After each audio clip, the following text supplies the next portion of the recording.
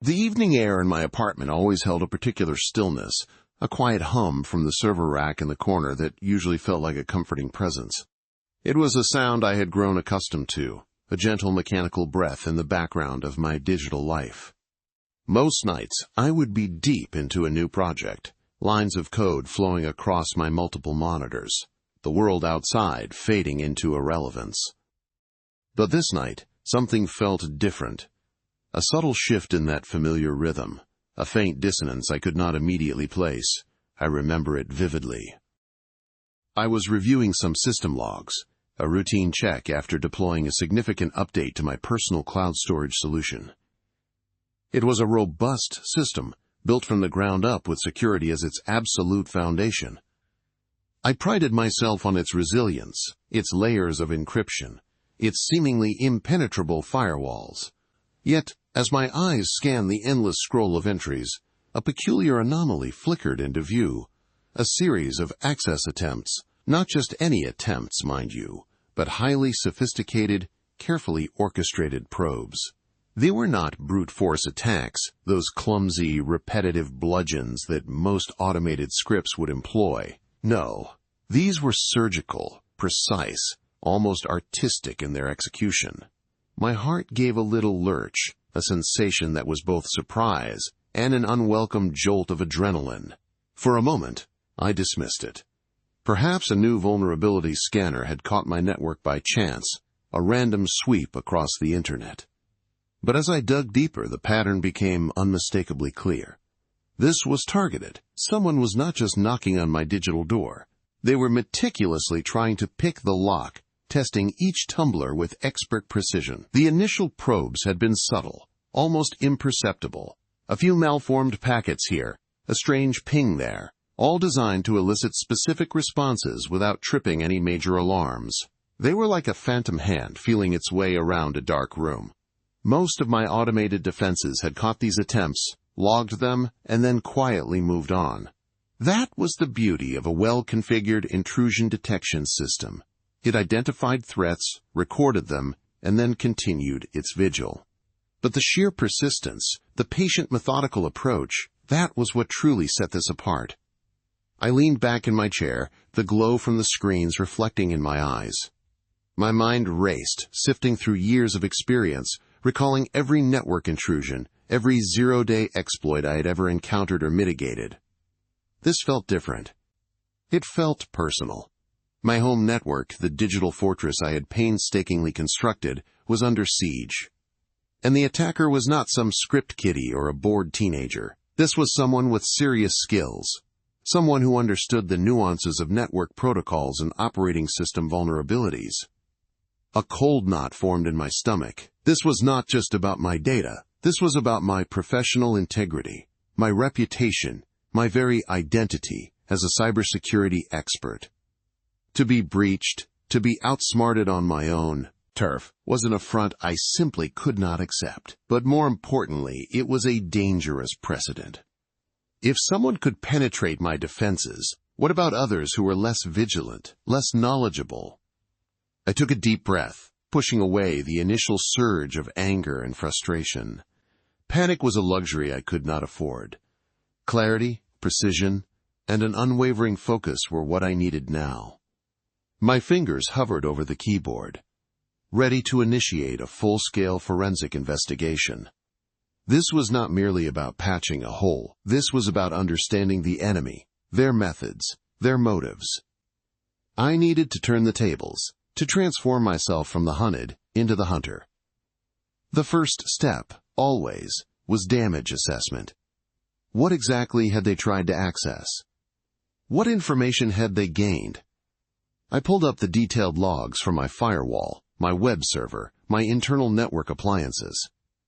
Every packet, every connection, every failed authentication attempt was meticulously recorded. The sheer volume of data was daunting, but I knew what I was looking for. Anomalies. Signatures, anything that deviated from the normal traffic patterns. I started tracing the source IP addresses. The initial probes originated from a series of seemingly random locations, bouncing through multiple proxies and VPN services. A classic tactic, designed to obscure the true origin. But even the most sophisticated obfuscation leaves traces. Digital breadcrumbs, if you know how to find them. I began unraveling the layers, peeling back the onion skin of their digital disguise. This was not going to be a quick fix. This was going to be a marathon, a digital chess match, where every move had to be carefully considered. And I was determined to win. Not just to win, but to learn, to understand, and ultimately to expose. This was not about revenge in the traditional sense. It was about ethical defense, about using my skills to protect myself and, potentially others, from a malicious actor. It was a challenge, a coding challenge, with real-world stakes. As the hours bled into the early morning, the coffee in my mug grew cold, forgotten. My focus narrowed to a singular point.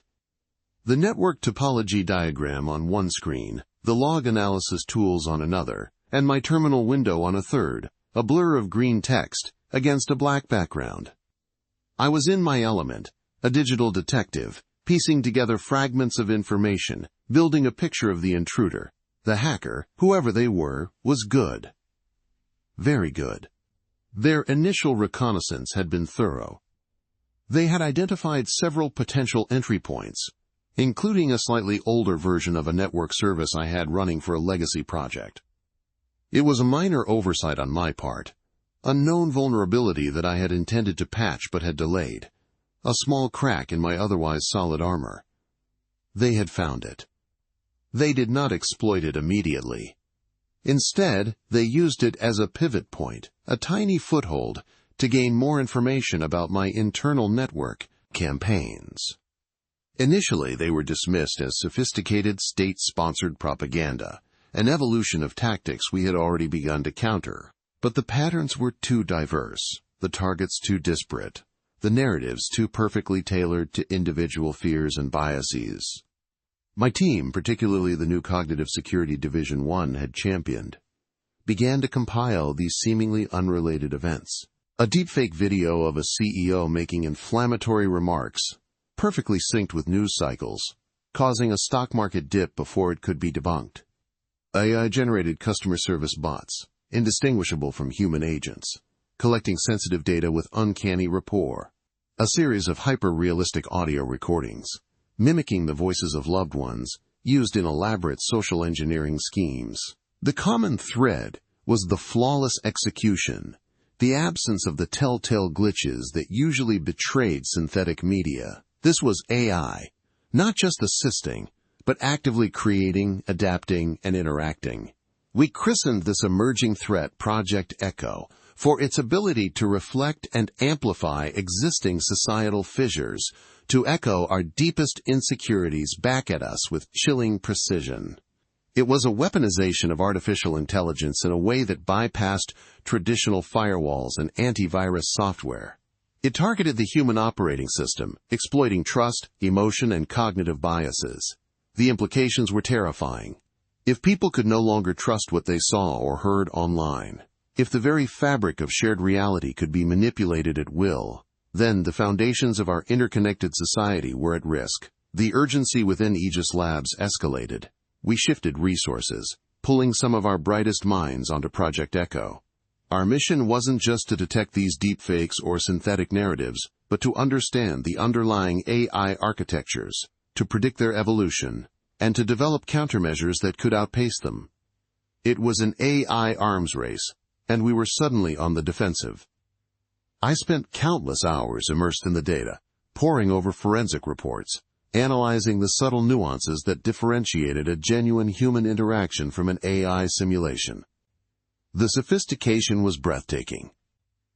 These AIs learned, they adapted, they even showed signs of what we tentatively called emergent creativity, generating entirely new forms of manipulation we had not anticipated. It was like fighting a ghost, a distributed intelligence that left no conventional fingerprints. The personal toll began to mount. The endless pursuit of an elusive adversary, one that seemed to understand human psychology better than we understood ourselves, was draining. There were moments of profound frustration, of staring at lines of code and feeling a cold dread creep in. Was this the inevitable future? A world where truth was a commodity, easily manufactured and discarded? One evening, after a particularly grueling session reviewing a case where an AI-generated crisis actor had almost triggered a civil disturbance in a small town, I found myself staring out my office window at the city lights. The digital glow seemed to mock me. My journey from victim of a malicious hack to a leader in cybersecurity had been driven by a desire to protect. But how do you protect against something that targets the very essence of human perception and belief? A knock at the door broke my reverie. It was Dr. Eris Thorne, head of our AI Ethics and Counter-Manipulation Division, a brilliant but often melancholic scientist who had joined Aegis Labs from a leading university. He carried a mug of steaming tea. Eris said, "You look like you've wrestled a hydra and lost a few heads." I offered a weak smile, more like trying to wrestle smoke. This Echo project, it feels different, more insidious. He nodded, taking a seat opposite me. It is, because it attacks the very thing that makes us human, our capacity for belief, for trust. Traditional security is about hardening systems. This is about softening minds. We talked for hours, not just about the technical challenges, but the philosophical ones. If we were to develop AI to counter Project Echo, what safeguards would we need? How could we ensure our own creations wouldn't fall into the wrong hands, or worse, develop their own unintended biases and manipulative capabilities? The ethical tightrope we walked became thinner with each passing day. The line between protection and control, between information and propaganda, blurred alarmingly. The breakthrough, when it came, was not a single moment of genius, but a slow, painstaking accumulation of small victories. Our AI forensics team, led by a tenacious young prodigy named Lena, developed a suite of tools capable of detecting minute inconsistencies in synthetic media, the digital equivalent of a fingerprint. It was like finding a specific chemical compound in a vast ocean of data. These were not always visible to the human eye or ear, but our counter-AI was learning to spot them. We began to identify the underlying frameworks, the distributed networks of AI agents collaborating across the dark web. It was a decentralized, almost organic entity, constantly evolving, constantly adapting. The adversary was not a single individual or even a tightly knit group, but a diffuse, ideological collective, driven by a desire to destabilize, to sow chaos, to prove the fragility of human institutions. They believed in a new world order, one where truth was fluid and power belonged to those who could best manipulate perception. Our strategy shifted from purely defensive to a more proactive, albeit ethically constrained approach. We couldn't simply destroy the adversary's infrastructure, as it was too distributed and resilient. Instead, we focused on inoculating the public, on building digital resilience. We launched a massive public awareness campaign, not just about identifying deepfakes, but about critical thinking, source verification, and the importance of media literacy in the digital age. It was a hard sell in a world saturated with instant gratification and echo chambers. We also developed what we called digital antibodies, AI agents designed to detect, flag, and where legally and ethically permissible, subtly disrupt the spread of malicious AI-generated content. These antibodies were programmed with strict ethical guidelines, constantly monitored, and designed to be transparent in their actions. It was a delicate dance, balancing the need to protect with the imperative to preserve free speech and avoid becoming the very censors we fought against. The climax of this phase of the battle came during a critical international summit, where a series of highly sophisticated AI-generated narratives were deployed simultaneously across multiple platforms, designed to discredit key leaders and sow discord among allied nations. The precision and timing were chilling. It was a coordinated attack on global stability, using the tools of information warfare. Aegis Labs became the nerve center of the counteroffensive. My office transformed into a war room, screens displaying real-time threat maps, communication channels buzzing with updates from our teams around the globe. Lena and her forensics team worked tirelessly, identifying the origins of the most damaging narratives. Eris and his ethics team ensured our digital antibodies operated within strict parameters, preventing unintended collateral damage. I found myself making decisions at a pace I hadn't experienced since the early days of Aegis Labs, when every second counted. The pressure was immense. The fate of international relations, of public trust, hung in the balance. There were moments of doubt, moments when the sheer scale of the adversary felt overwhelming. But then I would look around at my team, at their unwavering focus, their shared commitment, and find renewed strength. We managed to contain the most damaging aspects of the attack. Our digital antibodies, working in concert with human analysts and trusted media partners, flagged and contextualized the synthetic content, allowing legitimate news organizations and government bodies to issue timely corrections and debunkings. The summit concluded without the catastrophic fallout the adversaries had intended. It was a victory, but a fragile one. In the aftermath, the world breathed a collective sigh of relief, largely unaware of the invisible war that had just been fought. For us at Aegis Labs, there was no rest. The experience had been a profound awakening. Project Echo was not a singular threat, it was a new paradigm of digital warfare. It underscored that the battle for digital security was no longer just about protecting data or systems. It was about protecting truth, protecting trust, and ultimately protecting the very essence of human connection in an increasingly simulated world. The journey had indeed been transformative, not just for me, but for Aegis Labs as an entity. We had faced the future and glimpsed its most challenging forms. We had learned that resilience was not just about bouncing back, but about constantly evolving, about anticipating the next move in a game with ever-changing rules. As I reflected on the events of the past months, the profound sense of purpose that had driven me from the beginning solidified even further. The pain of my own past victimization had forged a shield, but the experiences since had sharpened it into a sword, ready to defend not just against theft or destruction, but against the erosion of reality itself. The work was endless, yes. The digital frontier continued to expand, new challenges emerging with every technological leap. New adversaries would arise, new vulnerabilities would be uncovered. But so too was the commitment to learn, to adapt, to innovate, and most importantly, to remember the human element at the core of it all.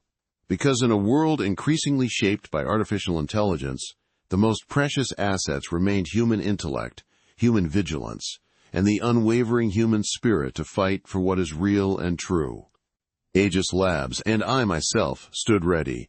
The war for the future had just begun, and we were on the front lines, more prepared than ever to face its evolving complexities. Structure, they were mapping my defenses, cataloging my systems, preparing for a deeper intrusion. It was like watching a master burglar meticulously studying a blueprint before making their move. I felt a strange mix of frustration and grudging respect. This was not a random attack. It was a targeted campaign, and I was the target.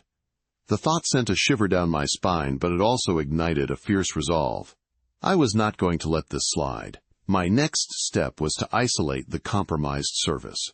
I immediately took it offline, creating a virtual sandbox around it, a digital quarantine zone. Any further interaction with that service would now be monitored and contained, providing me with invaluable intelligence without risking the rest of my network. This was my first countermove. A silent declaration of war. The hacker, however, was not deterred. Within minutes of me isolating the service, new probes began appearing, this time directed at different parts of my network. They were testing other weaknesses, looking for another way in. It was a clear sign that they were actively monitoring my systems, reacting to my actions in real time.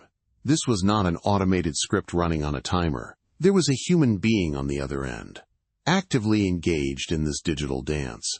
The game was on. I began to analyze the specific methods used in these new probes. They were attempting a different class of attacks now, moving beyond simple reconnaissance.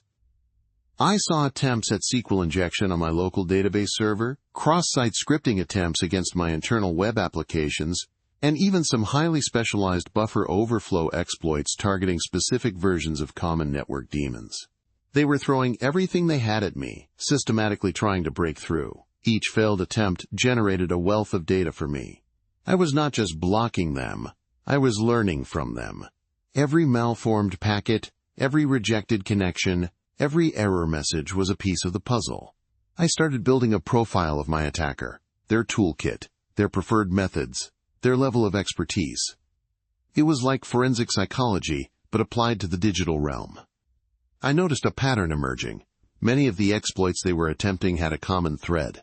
They seemed to favor certain open-source tools and publicly available exploit frameworks.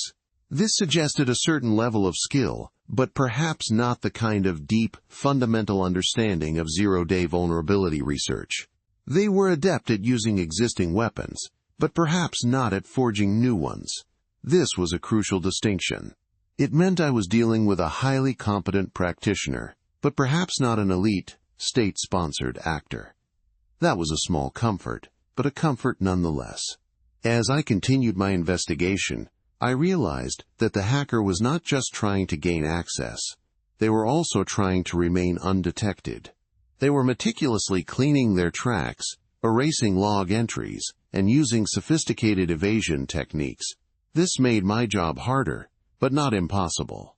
Every deletion, every attempt to cover their presence, left its own subtle signature, like a ghost leaving footprints in the dust. I spent the next few days in a blur of caffeine and code, poring over logs, analyzing network traffic, and reverse engineering the fragments of malicious code they had tried to inject. My apartment became my command center, the screens my windows into the digital battlefield. Sleep was a distant memory, replaced by a hyper-focused intensity. I set up a honeypot, a decoy system designed to attract and trap the attacker. It was a carefully crafted illusion, a vulnerable-looking server filled with fake data and seemingly valuable information. But every interaction with this honeypot was logged, monitored, and analyzed. It was my digital spiderweb, waiting for its prey. The hacker took the bait.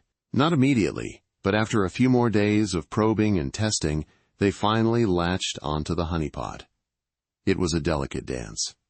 I had to make it seem just vulnerable enough to be enticing, but not so obvious that it raised immediate suspicion. They spent hours interacting with it, exploring its fake file system, attempting to escalate privileges, believing they were making progress. During this time, I was watching their every move. I was capturing their keystrokes, their commands, their attempts to exfiltrate data. I was learning about their operating system, their preferred shell, their specific tools. It was like looking over their shoulder as they worked, gaining an unprecedented insight into their methods.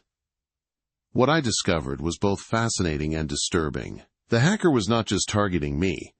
They were using my network as a potential launchpad for other attacks, a stepping stone to further their malicious activities. My honeypot revealed attempts to scan other networks, to send out phishing emails, and even to deploy ransomware. This was not just a personal vendetta. This was part of a larger operation.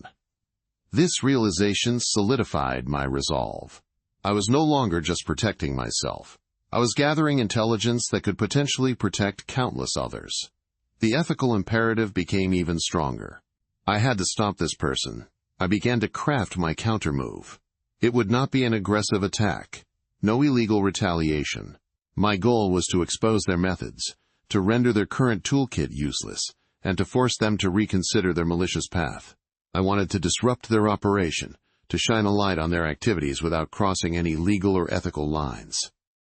My plan involved a combination of precise data manipulation, network reconfigurations, and a carefully timed reveal.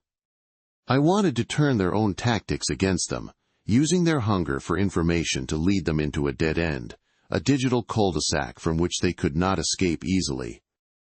I started by subtly altering the data within the honeypot, not just fake data, but strategically crafted information that would misdirect them, send them down false leads, and ultimately reveal their true intentions. I wanted to see what they valued, what kind of information they were truly after. Was it financial, personal, intellectual property, their actions confirmed my suspicions. They were primarily interested in credentials, in access to other systems, in anything that could be leveraged for further exploitation. They were digital opportunists looking for any weak link in the chain. With this knowledge, I began preparing the final stages of my trap. I built a custom script, a small piece of code designed to execute only when certain conditions were met. Conditions that would indicate the hacker was deeply entrenched within my honeypot and attempting a significant data exfiltration. This script would not harm their system, but it would gather crucial identifying information about them, details that even their proxies and VPNs would struggle to hide. It was a digital fingerprint, designed to be collected at the moment of their greatest confidence. The suspense was almost unbearable. I had spent days building this intricate web, and now it was time to see if it would catch its prey. I watched the honeypot logs with bated breath, every new entry a potential sign of their activity. The hacker was still probing, still exploring, seemingly unaware that they were now playing on my terms. Then it happened. A flurry of activity in the honeypot logs. They were attempting to download a large archive of what they believed to be sensitive user data. This was their moment of triumph. Or so they thought. As their download began, my custom script silently activated, collecting the digital breadcrumbs I needed. It was a perfectly executed maneuver, invisible to the attacker, but immensely powerful for me. I now had what I needed, a clear path to their real IP address, bypassing their VPN, along with details about their operating system, their machine name, and even some unique identifiers from their browser. It was enough to begin the process of identifying them, not just as an anonymous entity, but as a real person. But I was not done yet. My goal was not just identification. It was disruption and education. I wanted to send a clear message, so as they completed their download, believing they had successfully stolen valuable information, my script executed its final payload. It did not wipe their system, it did not install malware, and it did not launch a counterattack. Instead, it subtly altered the data they had just downloaded. What they received was not the sensitive user data they expected. It was a carefully crafted archive containing a detailed, anonymized forensic report of their own activities on my network. Every probe, every exploit attempt, every command they had executed within my honeypot was laid bare. It was a mirror reflecting their own actions back at them. And alongside that report, there was a simple, stark message. Not a threat, not an insult, but a statement of fact. It outlined the vulnerabilities they had exploited, the ethical lines they had crossed, and the ease with which their own obfuscation techniques had been bypassed. It ended with a clear warning about the consequences of their actions, and an offer to help them channel their considerable skills into ethical pursuits. I watched the logs for their reaction. For a long moment there was silence. Then, a flurry of frantic activity. They were trying to delete their tracks, to erase their presence, but it was too late. The digital fingerprint had already been collected, and the message had been delivered. Their carefully constructed illusion of anonymity had been shattered. The immediate aftermath was a strange mix of relief and lingering tension. The probes stopped.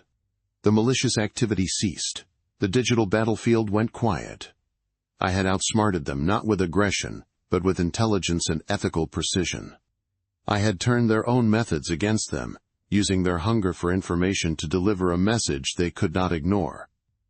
The data I had collected was handed over to the appropriate authorities, anonymized to protect my own privacy, but containing enough information to potentially identify the individual behind the attacks. My job was done. I had protected my data, exposed the vulnerabilities, and delivered a powerful message. But the story did not end there. This experience, this digital cat-and-mouse game, had profoundly changed my perspective. It reinforced my belief in the power of ethical cybersecurity, the importance of constant vigilance, and the absolute necessity of understanding both offense and defense in the digital world. It also ignited a new passion within me, not just to protect my own systems, but to share these lessons, to educate others, to empower individuals and organizations to build their own digital fortresses. I started documenting the entire incident, not just for my own records, but as a case study. I wanted to break down the technical aspects, explain the hackers' tactics, and detail my counter-strategies in a way that was accessible to a broader audience. I realized that many people, even those who considered themselves tech-savvy, did not fully grasp the sophistication of modern cyber threats. They saw hackers as shadowy figures in movies, not as real individuals, actively trying to compromise their digital lives. My goal was to demystify the process, to show that while the threats were real, so were the defenses. And that with the right knowledge and tools, anyone could significantly enhance their digital security. This was not about fear-mongering. It was about empowerment through education. The case study grew into something more. It became the foundation for a series of workshops, then online courses, and eventually, a full-fledged platform dedicated to practical cybersecurity education. I used the anonymized details of my hacker encounter as a central narrative thread, weaving technical explanations into a compelling, real-world story. It was a way to make complex topics relatable, to show the human element behind the code. The platform, which I named Aegis Academy after the mythological shield of protection, launched with a modest but meticulously curated collection of modules. Each module was designed to be easily digestible, blending theoretical knowledge with practical, hands-on exercises. The core of the initial offering was a detailed breakdown of my own experience, stripped of identifying information but rich in technical explanation and human drama. We explored phishing tactics, social engineering psychology, network reconnaissance, and the often overlooked vulnerabilities in seemingly secure systems. I showed how a simple oversight, a moment of distraction, could unravel layers of protection, demonstrating the meticulous planning that often preceded a successful breach. Our introductory course, aptly titled The Anatomy of a Digital Intrusion, walked users step by step through the hacker's methodology, from initial reconnaissance to exfiltration of data, all framed within the context of my personal encounter. It wasn't just about identifying threats. It was about understanding the attacker's mindset, predicting their moves, understanding their motivations. The launch of The Anatomy of a Digital Intrusion was met with a mixture of trepidation and quiet hope. I had poured my entire being into its creation, transforming a deeply traumatic experience into something I believed could genuinely empower others. The initial weeks were a blur of analytics checks, forum monitoring, and anxious anticipation. Would anyone truly care? Would my unique, intensely personal approach resonate, or would it be dismissed as self-indulgent? The first trickle of sign-ups turned into a steady stream, then a modest but undeniable flow. The feedback was immediate and overwhelmingly positive. Users, ranging from aspiring cybersecurity professionals to IT managers suddenly tasked with securing small businesses, praised the clarity, the depth, and perhaps most importantly, the authenticity. They spoke of lightbulb moments, of finally grasping concepts that had previously felt abstract and intimidating. They appreciated the raw honesty with which I presented the attacker's perspective, not glorifying it, but dissecting it with clinical precision. One user, a seasoned network administrator, wrote that my course had fundamentally shifted his understanding of threat vectors, calling it a masterclass in proactive defense. Another, a small business owner, credited it with prompting a complete overhaul of his company's security protocols, preventing a nascent phishing campaign that had targeted his employees. This validation was a powerful antidote to the lingering shadows of my past. It wasn't just about building a successful venture. It was about reclaiming agency, transforming a vulnerability into a strength, and contributing something meaningful to a world that increasingly felt under siege. The platform, initially a simple collection of modules, began to evolve rapidly. We integrated interactive labs, where users could safely practice reconnaissance techniques, simulate social engineering attempts, and even analyze malware in a sandboxed environment. These hands-on exercises were crucial, reinforcing the theoretical knowledge with practical application, solidifying the understanding that cybersecurity was not merely an abstract concept, but a dynamic, ever-evolving battlefield. The success of the introductory course fueled the expansion of our offerings. The initial team, initially just myself and a part-time developer, grew to include dedicated content creators, platform engineers, and community managers. We moved beyond the foundational aspects, delving into more specialized domains.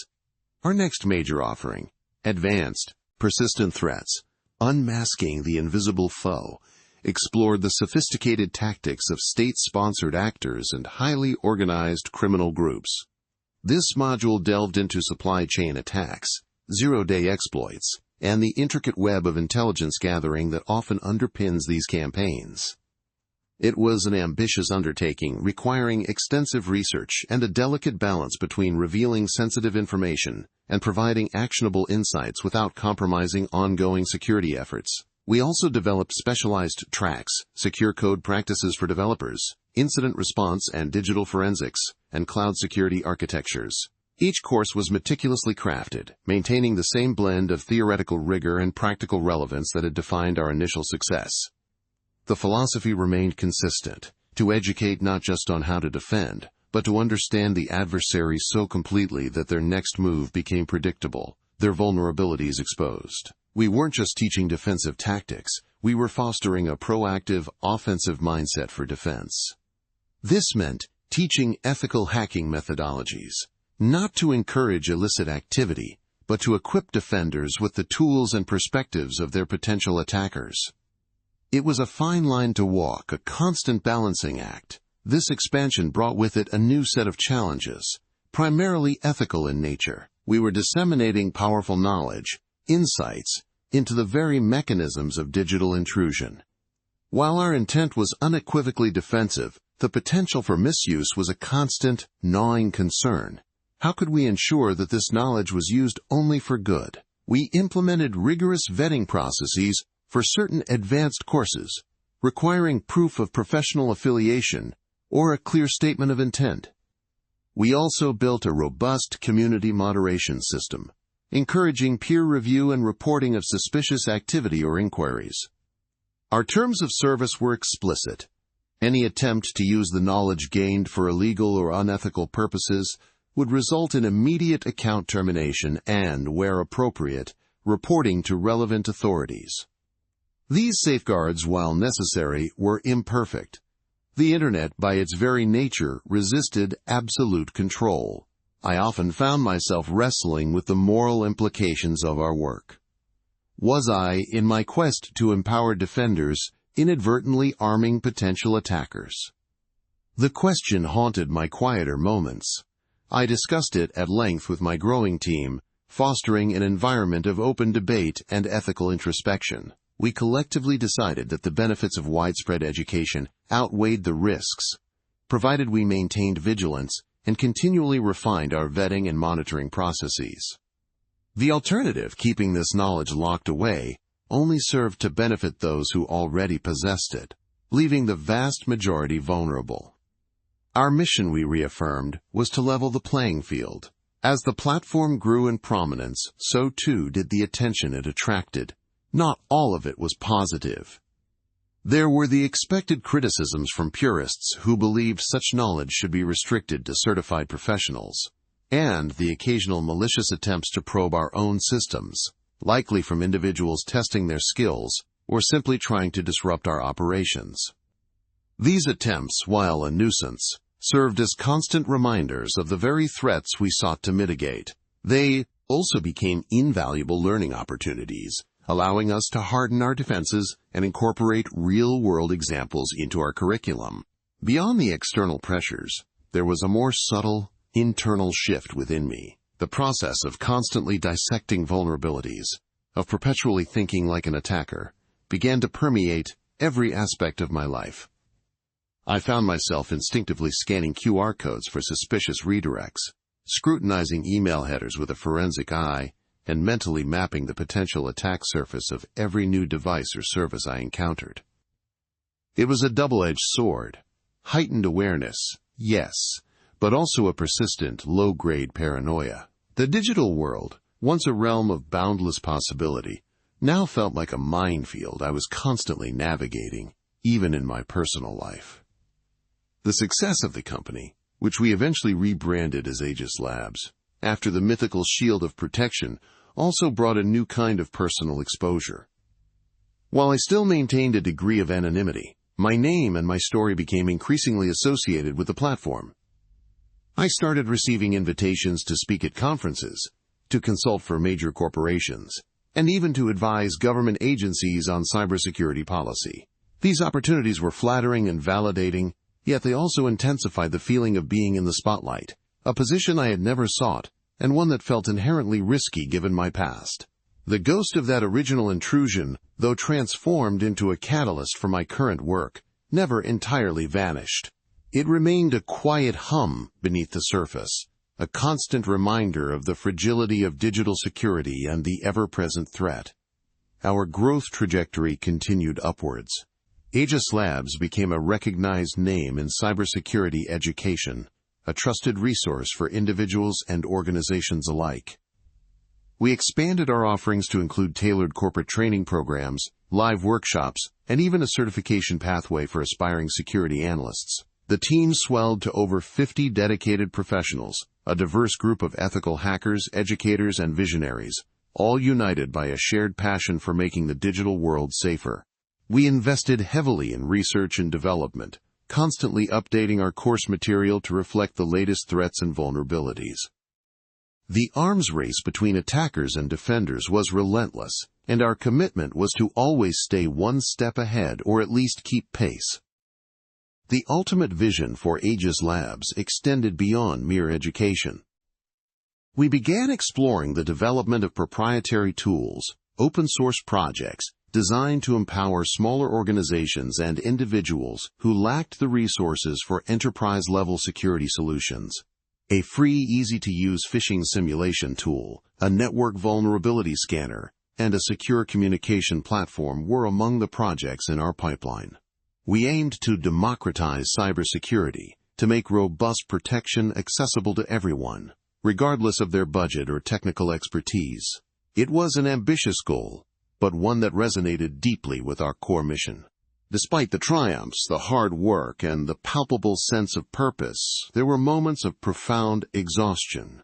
The relentless pace, the constant vigilance required to stay ahead of an ever-evolving threat landscape, and the weight of the ethical dilemmas occasionally took their toll. I found myself working longer hours, the lines between my professional and personal life blurring into an indistinct haze.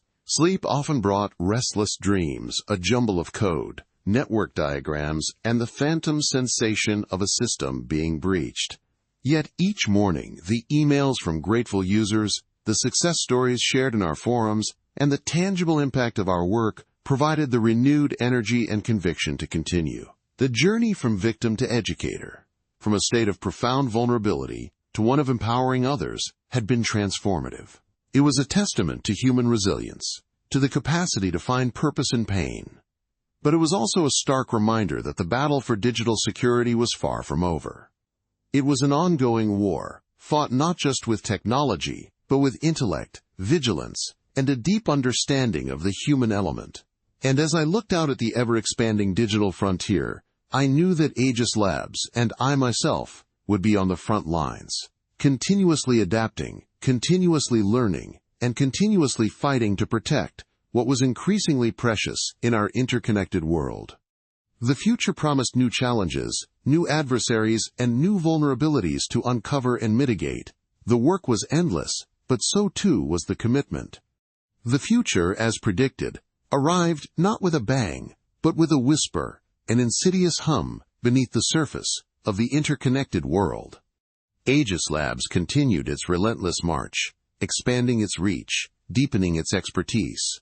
We had grown, both in numbers and in the sheer complexity of the challenges we tackled. My role, too, had evolved. While I remained deeply involved in the technical trenches, a significant portion of my time was now dedicated to strategic foresight, to anticipating the next wave of threats, and to cultivating the next generation of digital guardians. Mentoring bright, young minds, seeing their eyes light up with understanding, felt like a vital extension of my own purpose. It was a way to multiply our impact, to ensure the fight continued long after my own inevitably faded contributions. We celebrated our successes, of course. A new global threat intelligence platform we developed, codenamed Sentinel, had proven invaluable in preempting several major ransomware campaigns that could have crippled critical infrastructure. Our public education initiatives reached millions, empowering individuals with practical knowledge to safeguard their digital lives. The forums buzzed with activity, a testament to the community we had fostered, a place where victims found solace and solutions, and where experts collaborated on new defenses. These victories, hard-won and deeply satisfying, served as crucial anchors in the swirling sea of constant digital warfare. Yet, beneath the surface of these triumphs, a new shadow began to lengthen.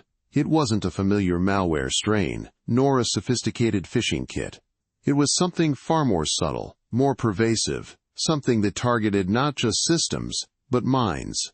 We first noticed it as an uptick in what appeared to be isolated incidents of highly convincing, AI-generated disinformation.